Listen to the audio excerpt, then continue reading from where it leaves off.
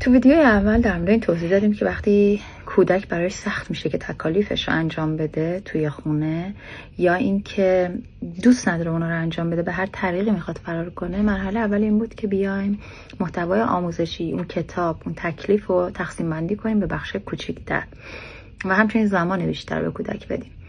مرحله دوم شامل این میشه که اعتماد بچه رو جلب کنیم. ساختن اعتماد یعنی چی؟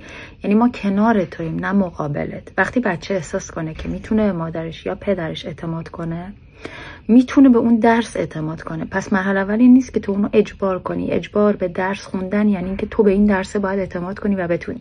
نه، مرحله دوم اینه که اون باید اول به توی مادر، توی پدر اعتماد کنه.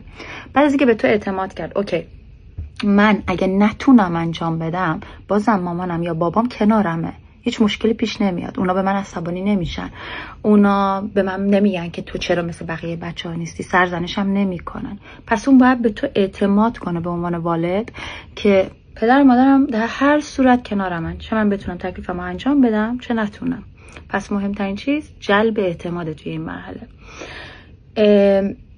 و واکنش‌های نرم از خودت نشون دادن، حتی اگه خیلی خسته شدی، حتی اگه دیگه طاقتت تموم شده، ولی باید بتونی این واکنشو نرم نشون بدی. چجوری؟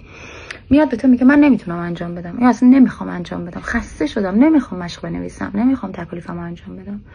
باید بهش چی بگی؟ میفهمم سخته، یعنی نشون بدی من کنارتم، من با تو هم، باهاش هم تیمی شو، نه داور. لازم نیست که قضاوتش کنی. نمیتونی؟ آها خب بس بچهای دیگه میتونن، تو حتما فقط نمیتونی. تو نمیخواد داوری کنی، قضاوت کنی، تو هم تیمی شو باهاش. میفهمم سخته، منم بچه بودم نمیتونستم یه قسمت زیادی از ریاضی رو انجام بدم، یا نمیتونستم شعر حفظ کنم تو فارسی، یا حالا خیلی چیزای دیگه، منم نمیتونستم. ولی بیا با هم حلش میکنیم.